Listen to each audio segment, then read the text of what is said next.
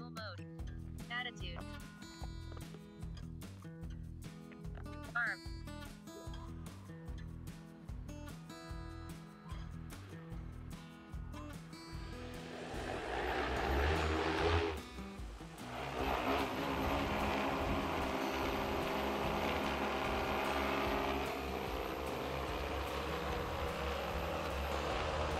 یه دو سه تا حرکت جانگولر هم برامون بزن مهندس. سلام، روزتون بخیر باشه. امیدوارم که درجه 1 باشید. دارم میرم یه دونه کارخونه پهپادسازی، مدیرش رفیقمه. ببخشید از اون گفتم، لنگ زوره دیگه طبق معمول. و بریم اونجا یه دونه پهپاد غول پیکر رو مونتاژ کردم. میخوام بریم یه سری بهشون بزنیم ببینیم چه جوریه.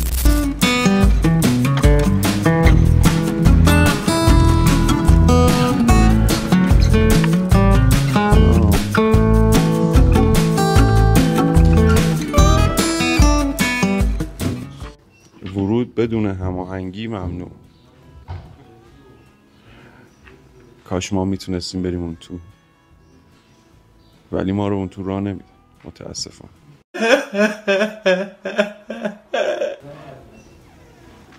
این حسین آقاست، خیلی مخلصیم. علیک سلام، مخلصیم. سلام علیکم، مخلصم. ارادت. آرزم به خدمتتون که ما اومدیم توی کارخونه پهپادسازی شریف آگروبات که بچه ها خودشون طراحی میکنن، میسازن و زنگ نخوره این گوشی من. 2 hours later. بعد نفهمیدم چی گفتم. بریم از نزدیک ببینیمش. یه دونه پهپاد خیلی بزرگ 50 لیتری طراحی کردن و آماده شده. نمونه پروتوتایپ نیست، نمونه پروتوتایپش رو ساختن، تستاشو گرفتن، پروازشو انجام دادن. الان میتونم بگم که این یکی از بزرگترین پهپادهای کشاورزی جهانه. بریم با هم ببینیمش.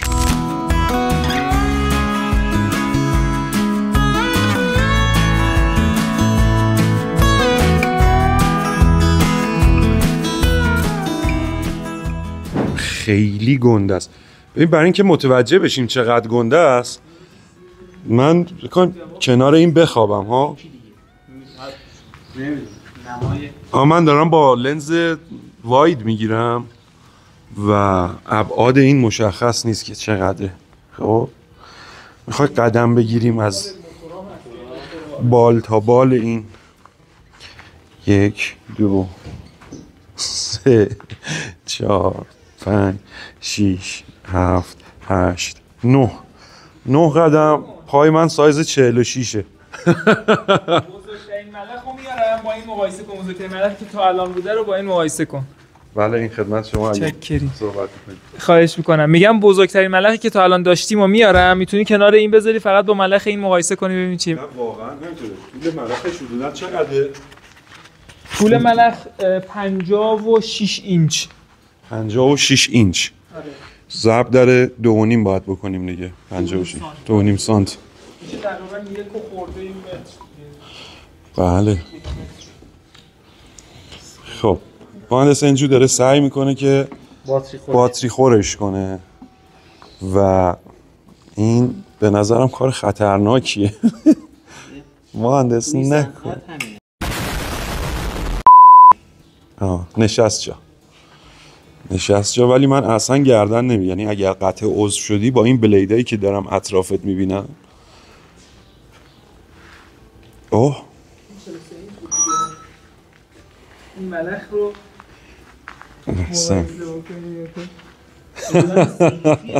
این تا اینجا بیاد هم طولش هم به لحاظ پهنا بچه ساله. اصلا انگل آف اتک بلیدا هم فرق میکنه با هم، یعنی زاویه حمله این بلیدا فرق میکنه قطعا. میدونی مثل چی میمونه دوستان؟ این ملخ‌ها حالا علاوه بر اینکه سایزشون فرق میکنه، این زوایایی که دارن هم با هم متفاوته. مثل دنده سبک و سنگین میمونه، یعنی اینا خیلی چیز متفاوتیه. بله احسن. یه زمانی ما اینا رو داشتیم گفتیم واو چقدر بزرگ و وحشتناکه. روشن کردی؟ روشن کردی؟ دیدی چیکار کردی مهندس؟ روشن کردی دیگه. خیلی خوب.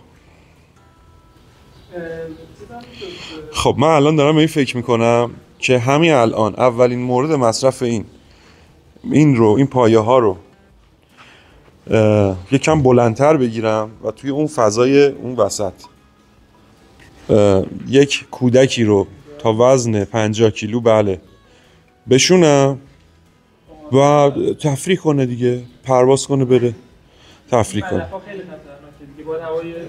نه اونا دیگه میره توی کاکپیتی براش طراحی می‌کنیم فیبر کربن یه اینجوریه. آره جاش یه بار دیگه بفرمایید صداتون اینجا ضبط شد. فقط باید در جریان باشید اگه بخواید نفر بر بشه یعنی انسان رو حمل کنه این ضریب اطمینان نداره چون 4 تا ملخ بیشتر نداره. تعداد ملخ تعداد بازوها باید بیشتر بشه. این اگر 6 تا یا 8 تا بازو داشته باشه یعنی هگزا یا اوکتا باشه به راحتی میشه روش حساب کرد و آدم جابجا کرد. و اینکه اگر خدای نکرده یکی از ملخ‌ها یا موتورا دچار مشکل بشه توی اون مدل 8 پره یا حالا اوکتا خیلی راحت‌تر میشه کنترلش کرد و اون ضریب اطمینان بالاتره. این اگر این وضعیت رو اگه ببینید یکی از موتورها خدایی نکرده توی کار از کار بیفته یا مثلا بشکنه خلاصه پرنده هم سقوط میکنه و این خطرناک میشه. بسیار عالی. قدیم یادته؟ آره میگفت نظر شما چیه اینجوری صحبت می‌کردن؟ نه اونا نه اینا. ای شهیتونا ای کله وای. یه نکته که این توجه من جلب کرد وجود یه گیمبال اینجا، یعنی ما یه تصویر غیر ثابت داریم. بله الان گیمبال شما غیر فعال کردید. غیر فعاله. آره. خب یس پرنده‌ای هم اونجا داره میپره. دارن تست میگیرن ازش. دیگه از کادر ما خارج شد. بله اینجا گیمبال رو داریم که به ما تصویری چند وجهی میده. آره آقا این باید هگزا باشه، اوکتا باشه ببخشید، یعنی 8 بازو. بعد مهندس من یه مشکلی که دارم با این پهپاد شما اینه که اینا الکتریکیه. من موتور درونسوز دوست دارم. اگزوز باید داشته باشه، قام کنه. نه 2 سیلند 4 سیلند داداش 4 سیلند 2 سیلند. این دوباره اومد. بچه‌ها دارن تست پایداری میگیرن. پایداری و مقاومت از نشانه‌های بارز پهپادهای شریف آگروبات. به به به کرش داده. چی شده؟ این کرش داده. آره. حالا اومدن دارن دیگه تعمیرش کردن، حالا تست پروازش. دست شما درد نکنه. قربانش. ولی یکم بیشتر آموزش بدید که کرش نداره. البته خود خلبان محترم گفت که خستگی و خواب‌آلودگی خودش باعث شده بود که این اتفاق بیفته. الان فصل کار هست. آره. چون میگه تقریبا در روز نزدیک 20 ساعت کار میکنه. فصل کار. فصل کار. برگردیم سر این موضوع، سر این الان تونستی حجم بندازی تصویر؟ من ببین یه زحمتی بکش. اینو بده من. ببین اینم بیار رو این حالت از کنار مثلا بگیر. من با قد 1 متر و 86 سانتی متری خب الان دستم هم که دراز کنم یعنی 2 متر خورده ای اینجا بنده هستم. یه بار دیگه میخوای یا مثلا فرض کن یه آدمی با 186 سانت و 110 کیلو وزن مثلا اینجوری نشسته کناره این. چقدر من کوچولو هم نه؟ آره بزرگ خاندان هستن. خدا حفظشون کنه. داغشون رو نبینید. ایشالله بزرگترشو بسازید. حتما بنزینیشو بسازید ایشالله. موتور 4 سیلندر نه موتور 4 سیلندر درونسوز قربونت برم ولی 2 زمانه با یه اگزوز خوشگل. به به. از اونایی که از اون موتورایی که روی سری چیزا هست که میدونی و میدونم. دوباره از اول میگیریم. سب بده. چرا؟ مرتب کنن. من که دارم فیلممو میگیرم. بابا. عرض کنم خدمت شما که خب اون 50 لیتریه رو دیدید یا 50 کیلویی هر چی که هست، چون میتونه هم کاربریش کشاورزی باشه هم کاربریش وسیله های، یعنی برای جابجا کردن وسیله ها باشه. بقیه رو هم بهتون نشون بدم و یه توضیح بهتون بدم که اینها چجوری شکل میگیره. دوست دارم یه تاریخچه کوتاهی هم از شرکت داشته باشیم که جوانای ایرانی چطوری با زحمت و تلاش خودشون اومدن یه همچین مجموعی رو راه انداختن و این کالا رو بومی سازی کردن، چون تا قبل از این اینا همه وارداتی بود و عدد قابل توجهی بابت خرید اینها از کشور خارج میشد.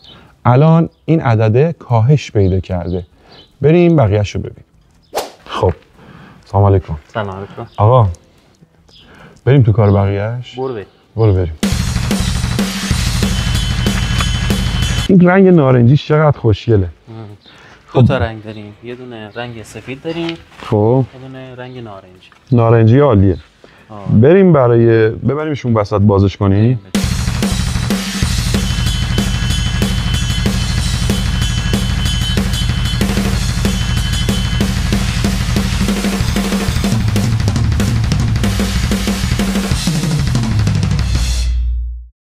موقعیت دقیقمون رو داره نشون میده. یه اختلاف موقعیت داریم خیلی کمه، 3-4 متر. نه ناشی از اینکه زیر سقف. زیر سقفه. و خطای جی پی اس. اول ببریم تو حیاط یه تست چیز بگیریم، تست پاشش بگیریم ازش، بعد یه تست پرواز اگه موافق باشیم. بعدم یه صحبتی با هم داشته باشیم دیگه، کوتاه و مختصر. یه چیزی که واقعا دارم حال میکنم باهاش، نمیدونم ضبط میشه نه، صدای این پرنده هاست که تو این درخت ها. الان امروز چند فروردین؟ 11 فروردینه. هوا فوق العاده عالی و درجه 1 و همه چیز فرد علا. خب من اینو براتون آب کنم تا بیام بقیه توضیحات رو بهتون بدم. این سطلا حالا شاید یه خورده مثلا بگی چرا اینا بی کلاس و فلان، ولی تو بیابون وقتی کار میکنن از این سطلایی که مندرج هست اینجا نوشته تا 20 لیتر آب و سم یا آب و کود یا آب و هر محلول دیگه‌ای که برای گیاهان لازمه و لازمه بپاشن رو توی این مخلوط میکنن. خیلی تمیز و مرتب کافیه. علاوه بر اون این آره این بالاییش هم خیلی مهمه. این خیلی چون تجربه کارشو باهاشو داشتم دیگه. این واقعا خوب و کاربردیه. خود اون چیزا رو میشه جدا کرد خودشون، ولی کار کثیف میشه. اینجا یه دونه توری هم داره که محافظت میکنه از پاشش اضافه، یعنی رد شدن کثیفی و پاشش چیه میگی؟ خب الان هوا گرفته بعد پس بذار منم کمک کنم. نه یه دونه کافیه. این برخلاف نمونه که شما باش کار کردی یکی از قابلیتاش همین. اوه چه خوب. که یه دونه شیر رو باز میکنی، هواگیری دیگه کافیه. دیگه نیازی نیست. نکن. چه خوب. دیگه نیاز همه رو باز. یعنی قشنگ شما یک مهندس سیالات رو آوردی و بهش سپردی که همچین کاری کنه و موفق بوده. قدرت و فشارش رو قشنگ میشه. مشخصه. هم یک نواختیه، یک نواختی سطح رو میتونی ببینی، هم میزان پود شدنشو و هم علاوه بر اون شدت پاشش. خیلی خفنه ها. الان نگاه کنید سطح آب تا کجاست. بیش از 4 لیتر آب هنوز تو مخزنه و اینا دارن پاشش میکنن. بعد یه مهی ایجاد شد اینجا. من از این وری بشم که نور بهتر بشه. قبلا این کار سمپاشی یا محلول پاشی تو مزارع با تراکتور یا با دست انجام میشد. اون بابایی که داشت این کار میکرد پدرش در میومد و اثر بخشیش و یک دست بودنش هم مثل زمانی که داره با پهپاد انجام میشه نبود. این رو به تجربه دارم بهتون میگم. یعنی تو مزرعه هایی رفتم من خودم که دیدم طرف با پهپاد کار کرده، مزرعه بغلیش با چیز میخوای اینو خاموشش کن دیگه، با پهپاد کار کرده، مزرعه بغلی با تراکتور یا با دست زده و آفتهای اون مزرعه‌ای که با تراکتور زدن همچنان زنده موندن، یا اثر بخشی کودی که با این به اون محصولات داده شده یا قارچکشی که با این زده شده خیلی بهتر از اون یکی مزرعه بوده. و ماجرا خلاصه از این قراره. بریم یه دونه پروازش هم بدیم، من به یاد جوونیام یه دوری باهاش بزنم و تمام. مهندس برهوت به من این کار. خودت که برهوت‌ترشو دیدی. آره واقعا. کار کشاورزی یکی از خوبیاش آرامششه، یکی از بدیهاش هم این برهوتشه دیگه. ولی واقعا زمانی که من این کار رو انجام میدادم یکی از بهترین دوران بود. آره. چون حقیقتا خیلی خوب بود. خب میخوای نمای اینجا هم بدی بچه‌ها؟ بله ما رو ما بزنیم بیاد رو موقعیت اینجا. احسنت. این برهوت داره. چه دقتی باریکالله. آره. اون زیر سقف بود یه مقداری دقتش چی شد. تعداد ماهواره ها رو میتونیم ببینین، درصد باتری، کیفیت تصویر. از این شرکت حافظ کارتون باید چیز بگیریم و تبلیغی. میخوای بخیرانشو. بعد مود پروازی، اسپریش الان رو 100% توان پمپ. ارتفاع پروازی ما 2 تا ارتفاع داریم. این ارتفاعی که خودش ست میشه الان رو 2.5 متر میاد میشینه. نمای دوربین رو میتونیم داشته باشیم اینجا. خب یه دقیقه نمای دوربین رو بگی بریم خودمون جلوش. شما تصویر داشته باش. سلام علیکم. دوربین هم میتونه به چشمکم بزنه. اینجا بزنیم. اونجا ببینم. این دوربینش. پروژکتور روشن. احسن. و خاموش. چه جالب. قبلا کلا روشن بود پروژکتورش. آره. دیگه حالا میتونید صرفه‌جویی در مصرف انرژی. بله. خب بریم. من میخواستم پرواز کنم، خب دیگه دارم فیلم برداری میکنم، زحمتش خودت بکش. سلامت باش. بسم الله الرحمن الرحیم. کلیر کنید. Manual mode. Attitude.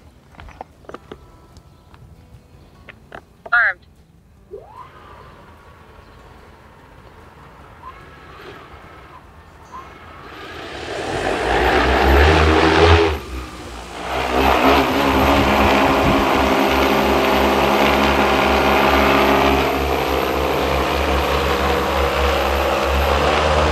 یه 2-3 تا حرکت جانگولر هم برامون بزن مهندس.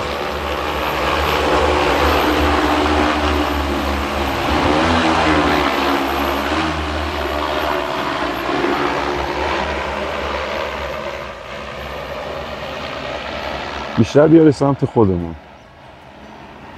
این الان فاصلش از ما 60 متره. قابلیت این داره که 1 کیلومتر از ما دورتر بشه. بسیار عالی.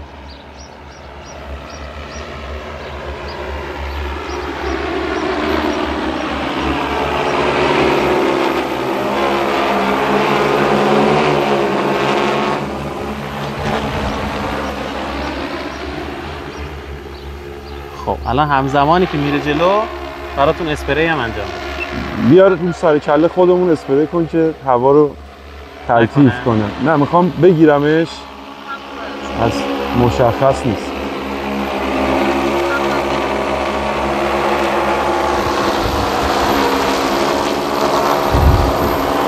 خوبه خوبه دیگه بشیمش. خنک شدیم قشنگ. دست شما درد نکنه. سلامت باشی. ممنونم. چکری عزیزی. خب پهپاد رو دیدیم که چجوری تولید شد و با انواعش آشنا شدیم تقریبا.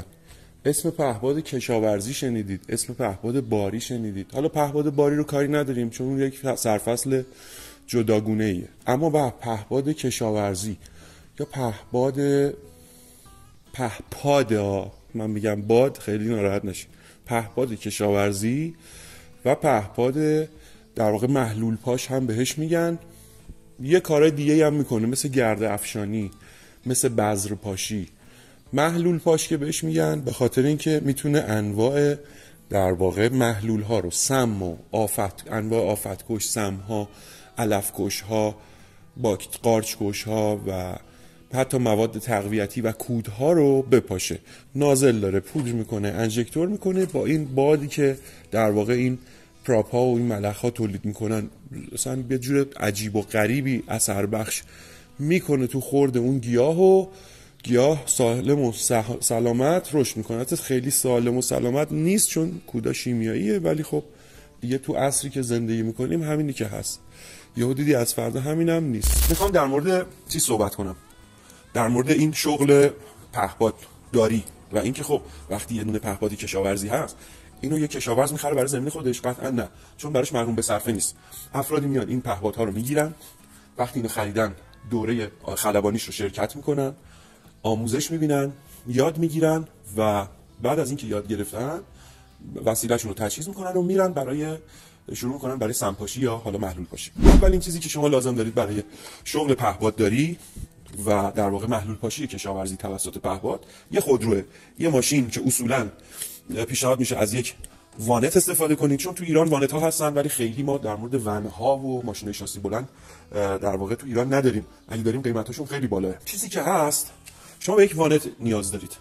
وانتی که تهیه کردید باید اون رو مجهز کنید، یک جایی برای قرار دادن پهپادتون که اصولا توی کیسینگ هایی مثل این کیسینگ های آلومینیومی که حالا تصویرشون رو براتون میذارم تو کارخونه هم دیدیم نیاز دارید. بعد به یه موتور برق احتیاج دارید که بتونه شارژرتون رو روشن کنه و شارژرتون باتریاتون رو شارژ کنه. به یه مخزن آب احتیاج دارید. اصولا مثلا میتونید یه سری امکانات رفاهی دیگه‌ای مثل کمپر و فلان اینا برای شرایط خاص در نظر بگیرید. اگه وانتتون دو دیفرانسیل باشه که فوق العاده عالیه، چون شما دائما در آفرود هستید و مسیرهای بیراه نوردی میرید، ممکنه یه جا بارون بیاد، زمین گل باشه، گیر کنه، برف باشه، گوله بشی، بیفتی تو حوض نقاشی. البته که روزهای برفی، بارونی و بادی خبری از سمپاشی نیست چون اثر بخشی اون رو از بین میبره. حدوداً به پول الانی که داریم ضبط می‌کنیم، تا پهپاد چند 20 لیتری الان 910 میلیون تومان، تقریبا همون مبلغ، بگو 1 میلیارد با خورده خرجاش. همون مبلغ هم شما هزینه ماشینت باید بکنی. یه دونه مازدا 2 کابین مثلا برداری، اتاق بذاری براش، تجهیزاتش آماده کنی، بتونی از رینگ لاستیک مناسب استفاده کنی، یه سیستم صوتی خوب حتما برای ماشینتون باید ببندید و به غیر از اون باتری هم اضافه میخواد. تقریبا 60 میلیون تومان هزینه باتریاست که حتما من توصیه میکنم حداقل 6 تا باتری اضافه بگیرید. 4 تا روی پهپادتون هست، موقعی که پهپاد می‌خرید 4 تا روش هست، 6 تا دیگه هم توصیه منه که اضافه کنید، مثلا برای سمپاشی زمین‌های بزرگتر و مساحت‌های بیشتر. توی فصول شلوغ سال که نان استاپ شما دارید چیز می‌کنید، این وجود این باتری‌ها معطلی شما رو برای ثبت کردن و شارژ کردنش خیلی کم می‌کنه و می‌افتی جلو. در مورد وانت اینو بهتون بگم حتما که وانت مورد نظر میتونه از وانت پیکان هم باشه، پراید وانت، آریسان یا هر وانت دیگه‌ای که وجود داره. وانت قدیمی که من خودم انتخابم قطعاً وانت‌های قدیمی تره، اگه گیر بیاد قیمتاشون خیلی عجیب و غریب شده. اما میخوام بگم که اگر رفاه و یک ایمنی نسبی بین وانت‌های کاری داخل ایران، نه بگید آقا این وانت‌ها منسوخ شدن، نه خودمون میتونیم، بین وانت‌های ایرانی، بین اونایی که تو بازار هست یه رفاه نسبی بخوای، به نظر من اون مازدا کارو را میندازه. اگر از قیمت خیلی 250 تومان وانت گیرتون میاد. میتونید 6 ماه با اون کار کنید بعد بیاید چیز کنید. خلاصه که یه شغل آخر زمانیه. قشنگ میتونید یه دونه ماشین خفنه آفرود جوندار وسیله داره تا دندون مسلح جمع کنی، یه دونه از اینا بذاری پشتش، بری تو بیابون برای خودت زندگی کنی و یک لایف استایل مد مکسی برای خودت رقم بزنی، همچنین پول خوبی در بیاری. تقریبا میتونم بگم که اگر مشتی کار کنه کسی و جوندار کار کنه، تنبلی در نیاره، به پول الان راحت سالی 2 تا 2.5 میلیارد میتونه بذاره جیبش. یعنی پول هزینه کردتون تو بهترین حالت که دیگه خیلی گرون خریداتون انجام بدید، توی یه سال پول کاملا برمیگرده. تازه جزء تجهیزات کشاورزی هم هست، وام و این داستانا هم فکر کنم روش بدن و خیلی کار باحال و خفنیه. حالا گفتم یه تیکرم براتون توضیح بدم که آقا حالا خب این چیکار کرد، این چی بود؟ یه شغل دیگه خود این توی این شرایط. شاید درسته که عدد کمی برای شروع نیاز نداره، اما چیزی که دوست داشتم بگم این بود بعضیا روحیه‌شون روحیه پشت میز نشینی نیست. بعضیا دوست دارن بیابون نوردی کنن، بعضیا دوست دارن برن در طبیعت شناور باشن. این شغل دقیقاً برای همونا مناسبه. میگه که بگو چی گفتی؟ بیا آره بیا با فندک بیا، تو که آخه اهلش نیستی. ولی سلام این پشت سرمون همین مهندس انجیوه. خب الان دیگه آروم آروم دارین مشاهده میکنید. آره دیگه همه چی داره عوض میشه.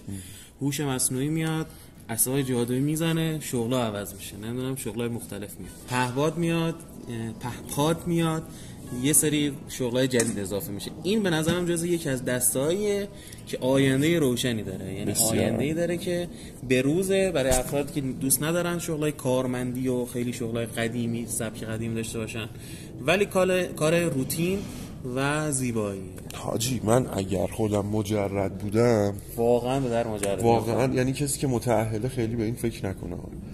ممکنه 2 زوج باشن با هم برن این کار انجام بدن، عالیه، داریم. آره چون مشتریای بچه‌ها مشتری مختلفی دارن، میبینن توی از نقاط مختلف کشور. یه نکته هم بگم، پهپادایی که الان تو کشور داره پرواز میکنه شاید چند تاست؟